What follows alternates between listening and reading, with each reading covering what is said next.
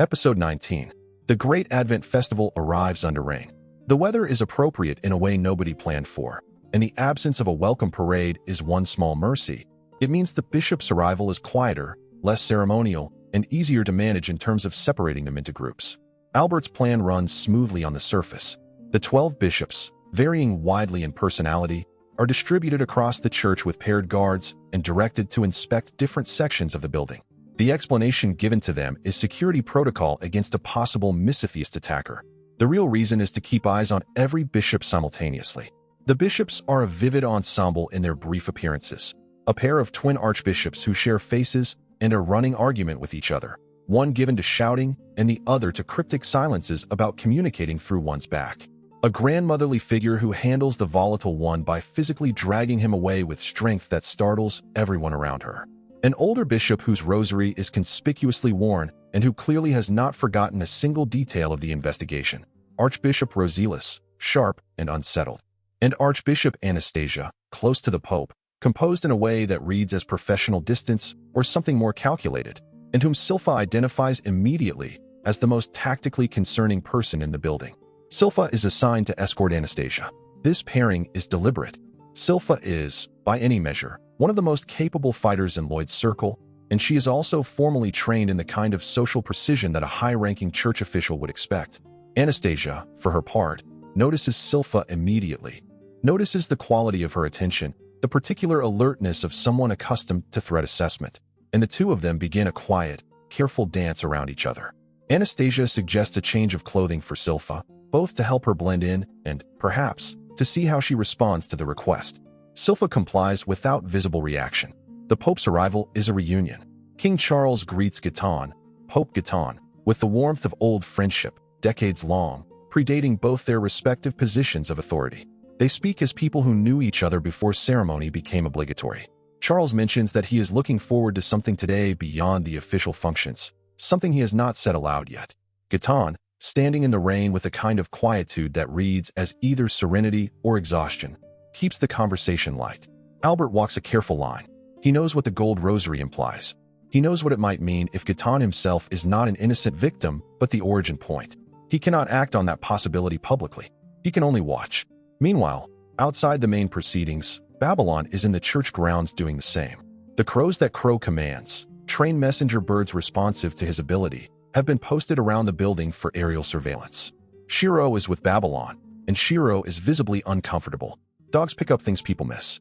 Shiro keeps glancing at the garden, keeps hovering near Babylon, keeps not quite committing to doing whatever it is he senses should be done. The festival begins. Music, light, ceremony. And then something shifts. A sound like the earth breaking. A thunderclap from below, enormous enough to feel in the chest. And then holes open in the ground around the cathedral. Chimeras. Not the small experimental creatures from the sewers, but larger, more developed, breaking out of tunnels that had been dug and prepared well in advance.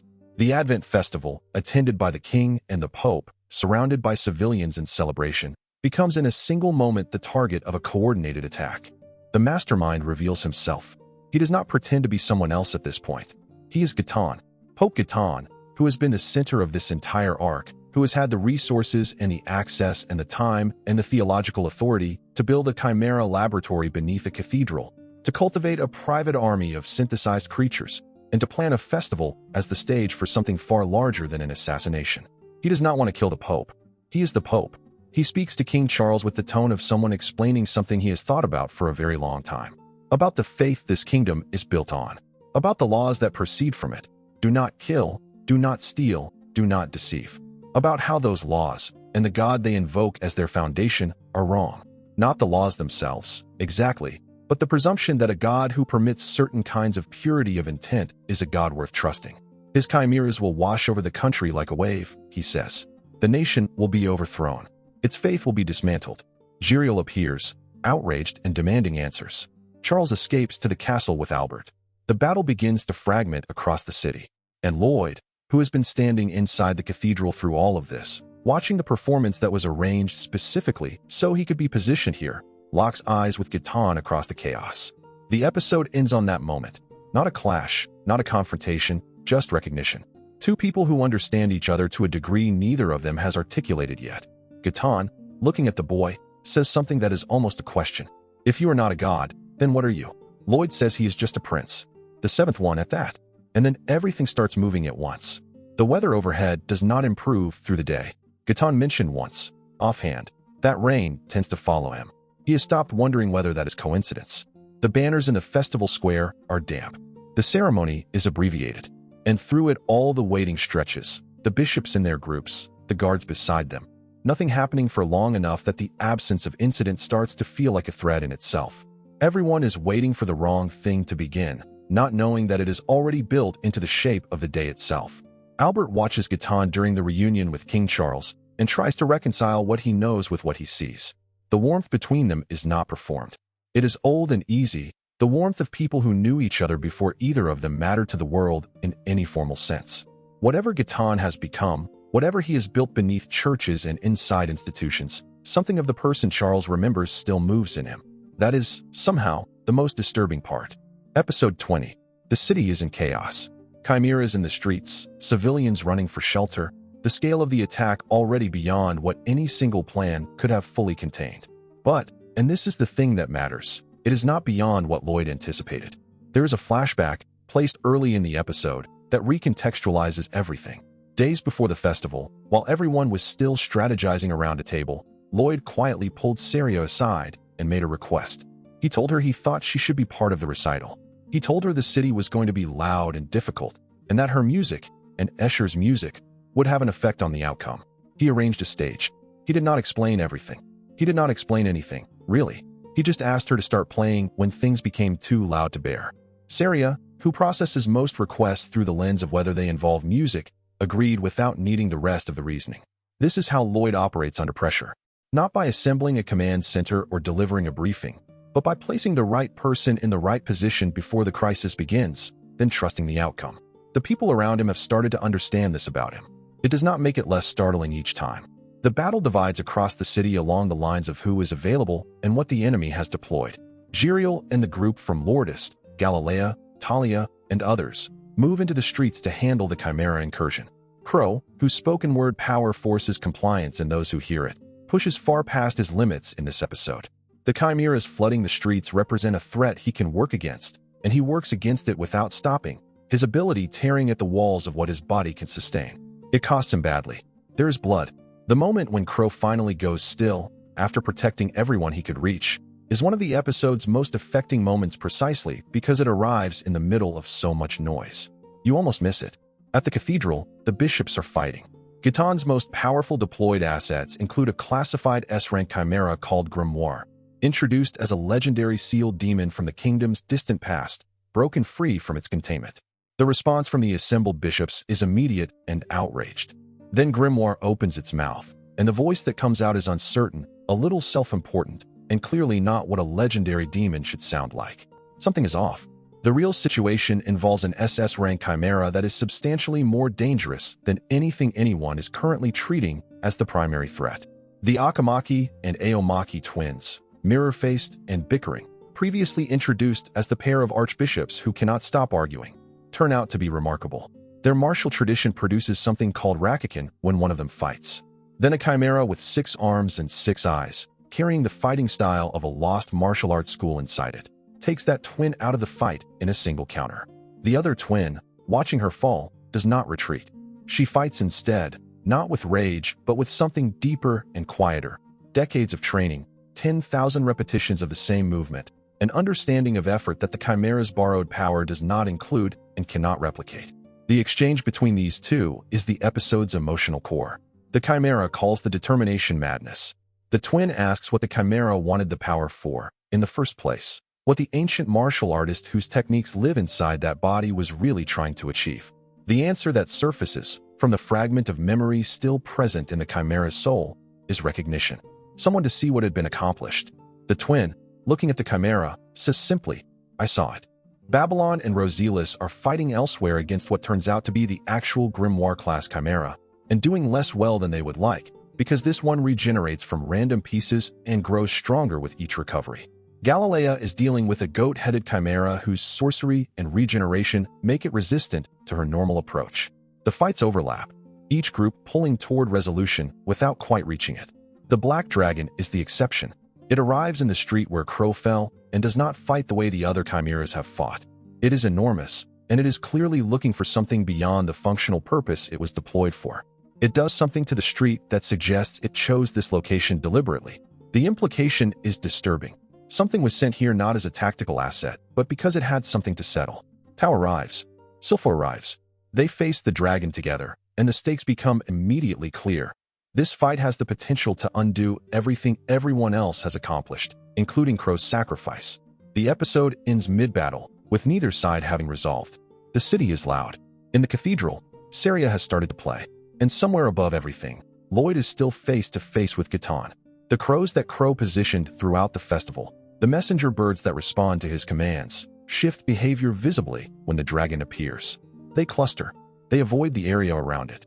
Crow has been channeling his ability in short bursts through the entire crisis, directing crowds, neutralizing chimera incursions, keeping evacuation routes clear, and each use has been burning something in his body that does not regenerate cleanly. By the time the dragon arrives in his sector, he has almost nothing left. He uses what remains to ensure the last civilians have a route out. He does not announce this. He just does it until his body makes the decision for him. The crows circle the spot where he falls, and they do not leave. The battle above the cathedral is a fact the episode keeps at the edge of awareness throughout. Gaton has been there all along, and Lloyd has been there since the festival opened, and neither has moved to a resolution that the people fighting in the streets can see. What they can see is the weather changing. Lightning inside the cloud layer that is not natural lightning. Light that suggests someone up there is doing something with divine sorcery at a scale that does not correspond to anything a single person should be able to sustain. The bishops and adventurers on the ground do not have time to watch it, but they know it is happening.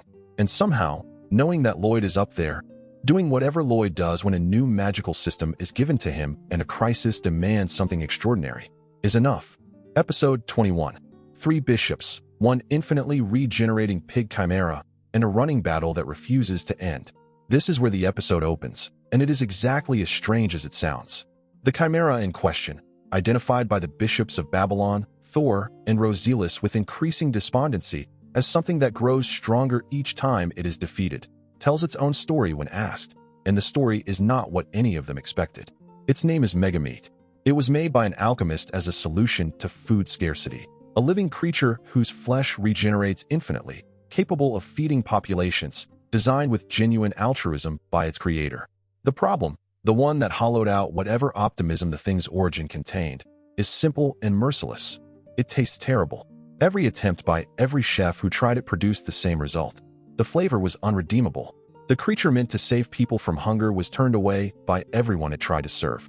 What Gaton said to Megameat, when he found it at its lowest, was not a recruitment pitch. It was a reframe. He pointed out that the same regenerative power that was useless as food was exactly what a weapon needed.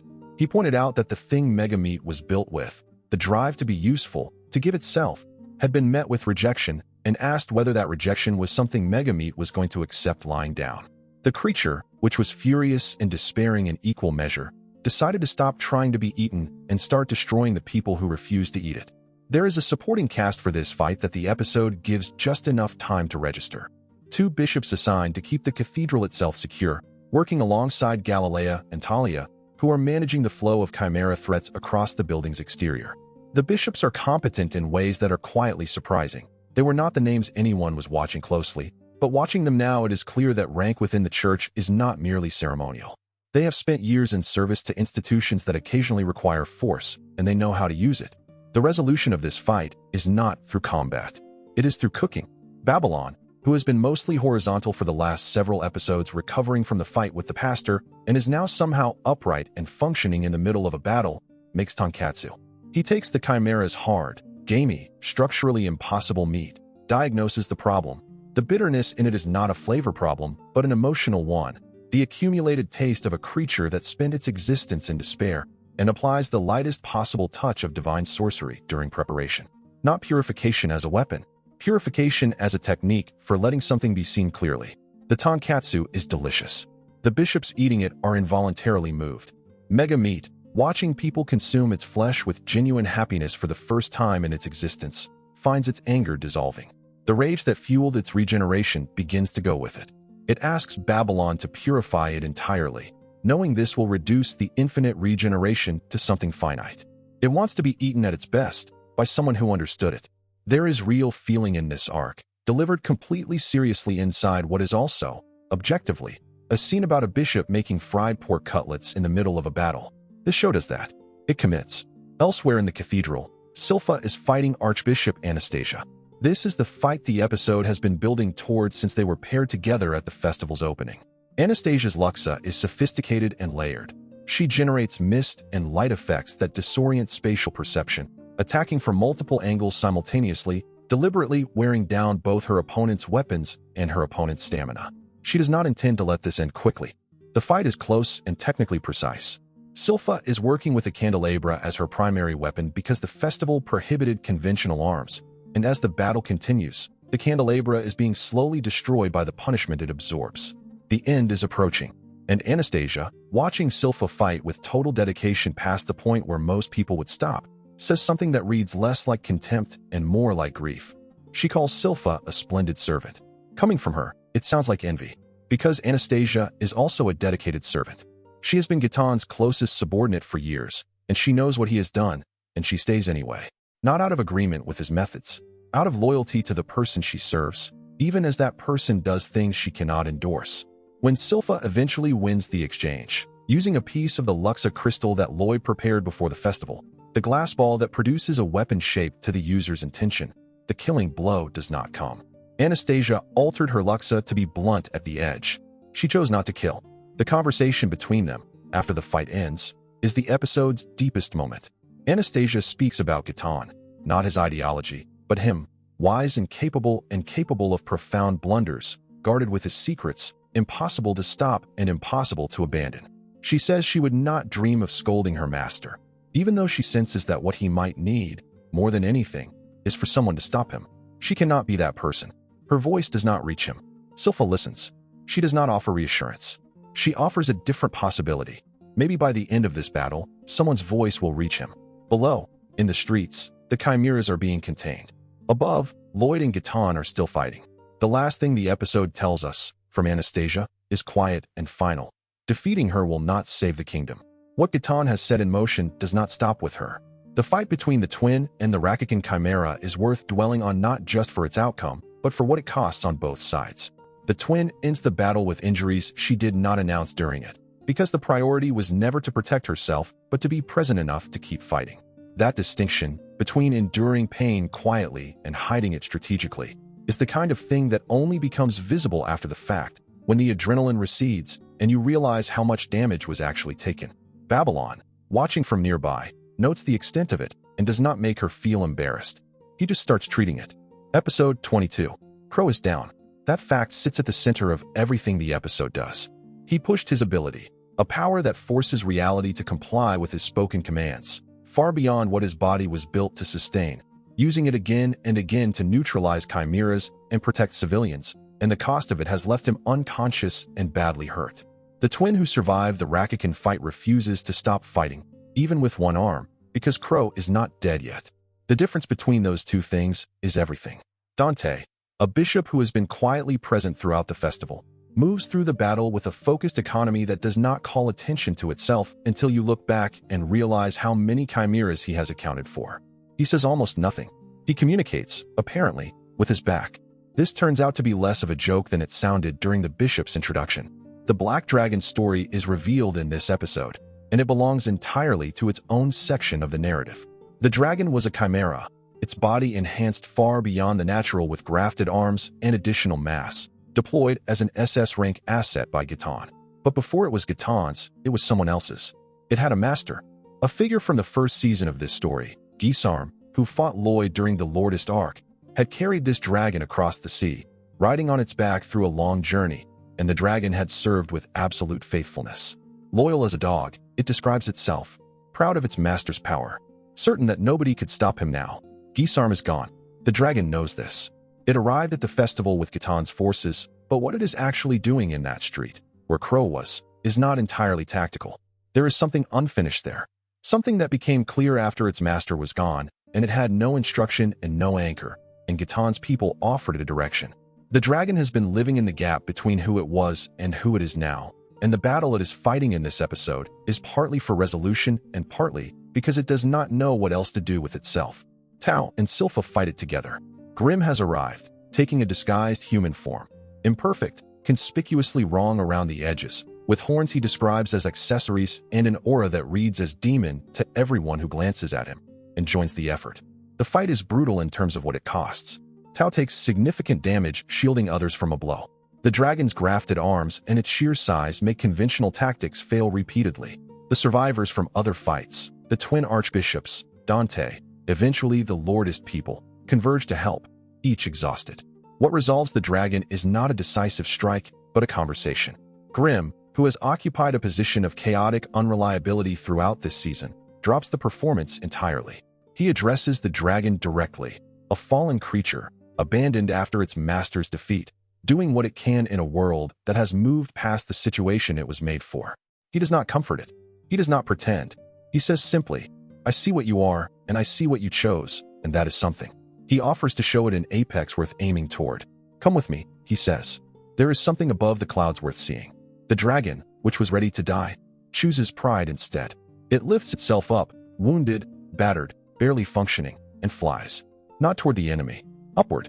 A dragon dying by its own choice, on its own terms, going towards something rather than away from it. The moment has more dignity than anything the episode surrounding it expected. The last thing it does is swallow the Luma Maxima sphere. The purification reaches into wherever its lingering attachment to the world lives and gives it a clean ending. Below, the city chimeras are being contained. Jiriel heals Crow, stating flatly that a single fatality in this battle would be unacceptable and that he would hold himself responsible. The twins stabilize. Dante sits down for the first time in the episode. Babylon, improbably, is still standing. The battle in the streets is over. The battle above the clouds is not. In the cathedral, Escher is still singing. She started when the chimeras hit the streets and has not stopped since. Not divine sorcery. She burned through her mana hours ago. Just her voice, sustained by something that is not mana and not physical strength exactly, something that is harder to name but easier to hear. The chimeras that fell from the sky, the eggs Gatan launched from above, were not simply stopped by Lloyd intercepting them. They were stopped and destroyed by the sound of Escher's singing, which reached even those mindless things and gave them pause. People in the streets who were panicking find themselves calming without knowing why. The chaos in the city, which could have escalated into something catastrophic, holds. Shiro is with her. He arrived during the battle and has not left. The two of them, the wolf and the nun, are keeping the city together while everyone else fights above them. The episode ends with a view from below, the cloud layer above the cathedral, lit from within by something too bright to be weather. Lloyd and Gatan are still up there. The final battle has not ended. But down here, for this moment, something like peace is holding. Below the cathedral, the city is stabilizing. The chimeras are contained. The surviving fighters are working through the particular exhaustion that follows hours of extreme effort, the kind where the relief of still being alive has not yet caught up with what the body went through to get there. Jiriel moves through the wounded with focused precision, healing methodically and without drama. He has told himself and everyone nearby that he will hold himself personally accountable for any fatality in this battle, and he means it as a practical commitment, not a figure of speech. He reaches Crow last because Crow is the most serious case, and when the readings stabilize, Jiriel does not celebrate. He moves to the next person. Episode 23. Above the clouds, the fight between Lloyd and Gatan enters its final movements, and what makes it different from any other fight in this series is that it is also a conversation. Not a lecture, not a villain's monologue performed at a captive audience. An actual exchange, two people who are genuinely trying to understand each other across a gap that is enormous and mostly unbridgeable. The gap does not close, but both sides at least see it clearly by the end. Gatan launches a second wave.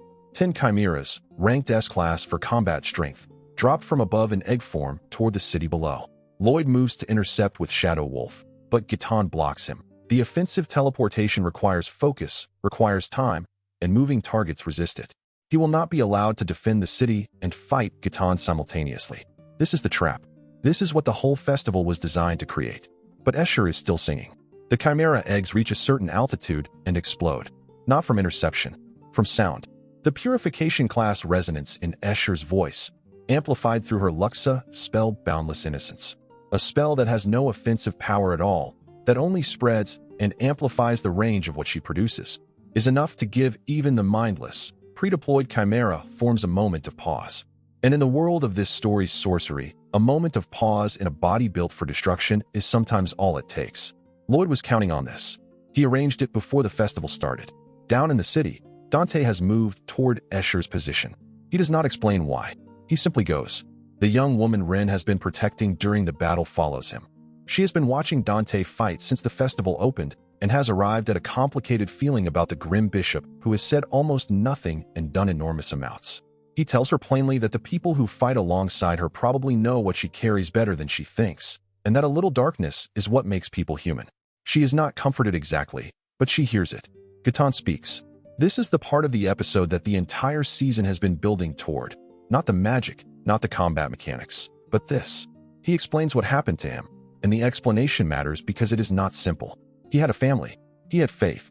He used divine sorcery to help people, genuinely, for years, and in those years the faith was not a performance. An angel came to him once, annoyed by his constant off-key singing, but granting him a personal pass to divine sorcery, and that too felt like something real. He became a bishop. He navigated conflicts within the church by defeating aggression with measured force. He was tested, and he held. And then his family was killed by someone whose act was motivated by nothing other than hunger. Pure, straightforward, unconsidered need. He cast purification on that person and watched nothing happen. The light found nothing to cleanse. The person had not acted from malice. They acted from an empty stomach. The purity of intent that the divine framework held as the measure of evil had no entry point. The question Gaetan arrived at is the one that undid him. If purity of heart is the standard by which evil is defined, and a person can murder a family because they were hungry and that counts as pure, then what exactly does the divine order protect? His faith collapsed not into cynicism, but into something colder. The conviction that the God at the foundation of his world's moral order either did not exist or was not paying attention, and that the kingdom built on that foundation deserved to be dismantled. He built toward this for years. The Chimera research, the laboratory, the infiltration of the central church, the festival as the stage. Lloyd hears all of this. He does not engage with the theology. What he says instead is roughly, "That is a long and depressing story, and I am a seventh prince, and I do not know what you want me to do with it." There is a flash of genuine feeling behind that response. Not dismissal, but something closer to the frustration of someone who cares and cannot find the right shape for that caring. Gaetan demands an answer. He has been demanding, in various ways, that the divine order answer for what it permitted. Lloyd, who has been called a god by multiple people now and keeps correcting them, is not the answer Gaetan was hoping for. But he is the answer that showed up. The battle resumes with renewed intensity. Lloyd stops trying to explain and starts working through what he has learned about Gaetan's Luxa system. The ability to redesignate what counts as evil and purify it. 3 symbol types at once. He needs to occupy all 3 symbol slots with something harmless to leave Gaetan unprotected against divine sorcery. He uses a triple incantation, earth, water, and wind elements, simultaneously. The resulting spell, Glacia Christoseer, freezes the water blast moving faster than it should be able to, creates ice formations at altitude, and occupies all 3 of Gaetan's symbol slots at once. Then the divine sorcery arrives. Glow.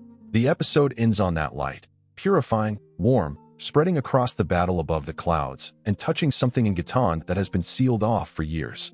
The structural analysis Lloyd performs mid-battle is worth noting on its own terms, because it demonstrates what makes him genuinely different from every other fighter in this story. He is not stronger in a way that makes challenges irrelevant. He is faster at understanding things, at breaking a system down to its components, identifying the constraint, and engineering around it. Gaetan's Luxa modification, which allows him to redesignate what counts as evil and then purify it, is a piece of divine law being rewritten in real time. That should be unreachable, conceptually. Lloyd treats it as a puzzle with a specific solution. The solution is to fill all 3 symbol slots with something harmless. Create a moment where the anti-purification shield is the thing that gets dropped. 1 triple incantation, 1 window, 1 glow spell, timed into that window. Below, Shiro howls. The city hears it. Escher keeps singing.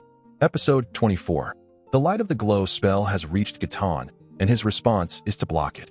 He has an anti-purification symbol active. He maintains it with the desperation of someone who cannot afford to let their defenses down, not because the light hurts him, but because what it might do if it touches him fully is something he has spent years making sure it cannot do. Lloyd, noting that the blocking is happening at all, understands there is something in there, something that the purification would reach. The fight continues, and it continues with an important change in dynamic.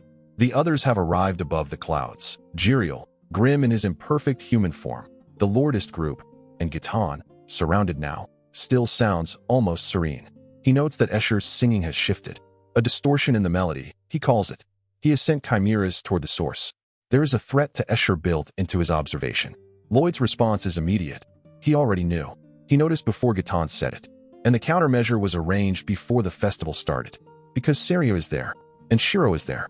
And Shiro, who has been with Escher since the chimeras first appeared, begins to harmonize, his voice meeting the song in a way that was not planned and is not technically a performance, just instinct and presence, and a wolf who loves the people around him.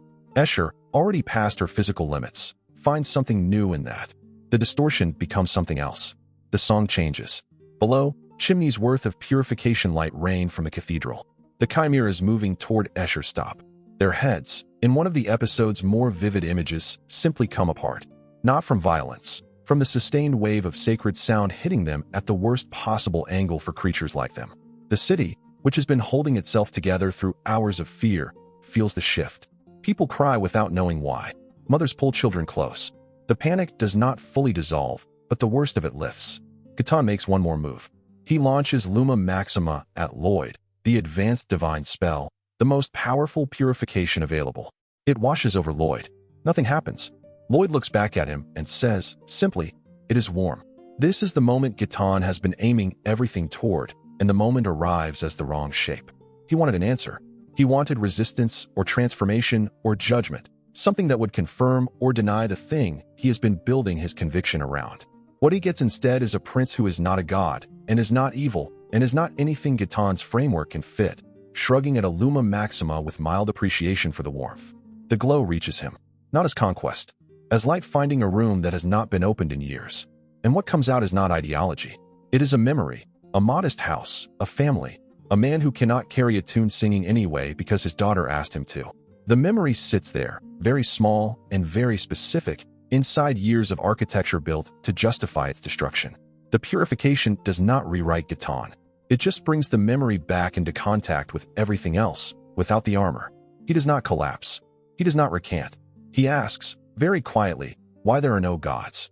Not as a challenge, as the question he actually has. Lloyd does not answer it. He does not have an answer. He simply lands and waits. The aftermath is handled by everyone else. Anastasia, who chose not to kill Silpha, is found sitting quietly. The bishops gather the pieces of what happened, each processing it in their own way. The twins are already arguing again. Archbishop Roselius, furious that the true story will be covered up for the sake of the church's reputation, has to be talked down from making a public announcement. Babylon tells her to let it rest. The official account, released to the kingdom, describes the festival attack as the work of an unidentified group with a grudge against the gods. The real Pope Gitan killed as a victim, a disguised impersonator as the mastermind. The truth is known to fewer than a dozen people. The church needs a new leader, and the bishops, surveying the situation, identify someone with overwhelming public support who managed to hold the city together through the worst hours of the attack. They ask Escher to become pope. Escher's response, delivered in a private moment with Lloyd, in a bathroom, panicking, is entirely in character. She did not become a nun because of theology. She became a nun because the church had a stage and she wanted to sing in front of a lot of people, and that seemed like the best arrangement. She says this without embarrassment. Lloyd, who chose a path through magic with exactly the same logic, not because of rules or rank, but because it was the only thing he could imagine being fully himself doing, tells her, gently, that perhaps being pope would give her the largest stage she has ever had. Everyone in the world would be listening.